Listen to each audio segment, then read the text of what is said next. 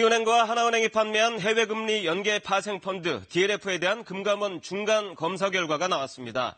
상품 설계에서 판매까지 모든 과정에서 위험 관리, 내부 통제가 부족했고 불안전 판매도 있었다고 하는데요. 이 사안을 쭉 취재해온 경제부 김민철 기자와 지금부터 얘기 나눠보겠습니다.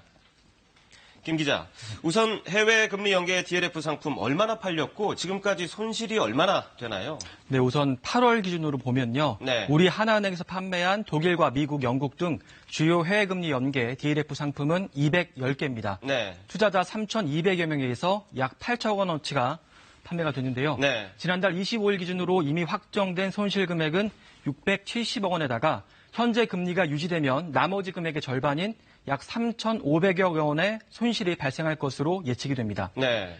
투자자 가운데 92%는 개인 일반 투자자였고 이 중 절반인 48%가 60대 이상의 고령이었습니다. 네. 고위험 투자에 나설 연령이라고 보기가 어렵습니다. 그렇군요.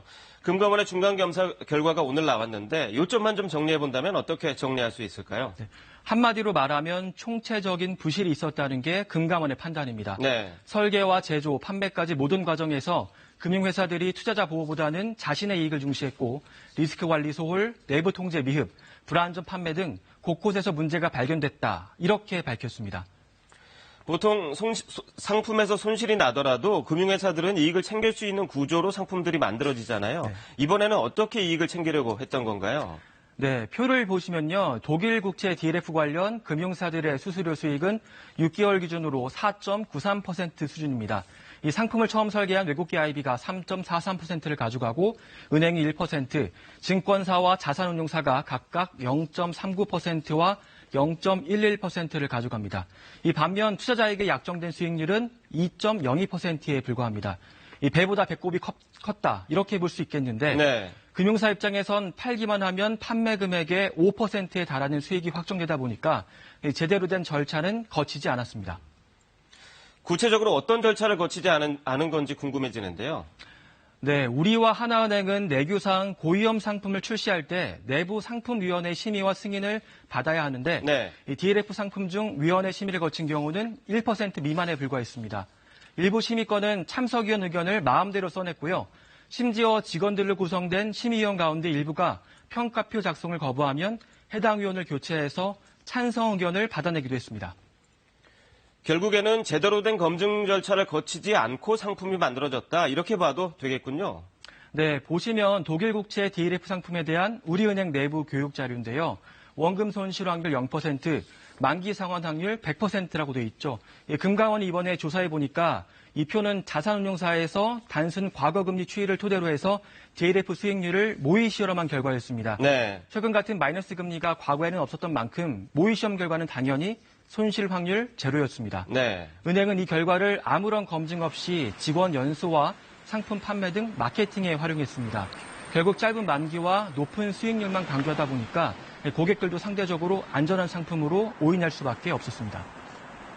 결국에 이 상품 설계의 기본이 된 해외 금리가 사실은 계속 낮아지고 있었잖아요. 네. 결국에는 내부에서 어떤 위험 신호가 있었을 것 같은데 이것도 결국에는 무시됐다 이렇게 봐야 되는 건가요? 네, 맞습니다. 이 수수료 수입이 좋다 보니까 판매를 멈추기가 어려웠나 봅니다. 지난 3월에 한 증권사의 내부 리스크 관리 부서에서 의견을 제시했다고 합니다. 네. 독일 국채 금리 하락이 심상치 않아서 원금 손실 가능성이 있고 평판 리스크가 우려된다 이런 내용이었는데 하지만 내부 경고는 반영되지 않았고요. 이 증권사 결국 DLS를 발행했습니다. 네. 이 DLS를 펀드로 판매한 은행 역시 마찬가지였습니다. 이 채권 금리 하락으로 손실 가능성이 커지는 상황에서 상품 판매를 중단하는 대신에 손실 발생 금리 기준을 낮춰서 대응했습니다. 네, 뒤에 나오는군요. 네. 대신 금리가 더 낮아질 때 손해보는 폭은 더 늘어났습니다. 네. 또 6개월 만기 상품을 4개월로 줄여서 더 빨리 회수할 수 있는 것으로 꾸몄는데요. 7%나 되는 환매 수수료도 고객이 중도에 상환하는 것을 막으려 했습니다. 결국에는 본사부터 영업점까지 총체적인 부실이 있었다. 이렇게 해석이 되는데요. 네, 우리와 하나은행들의 직원 성과 지표를 조사한 결과 비이자 수익 배점이 다른 시중은행 대비 높게 설정이 됐고 네. 소비자 보호 배점은 낮게 부여된 것으로 나타났습니다. PB센터에 대한 비이자 수익 배점은 다른 은행 대비해서 2배에서 7배나 높았고요. 은행 경영계획에서 DLF 판매 목표를 상향 제시했고 은행 본전 차원에서 매일 영업본부에 실적 달성을 동의하기도 했습니다.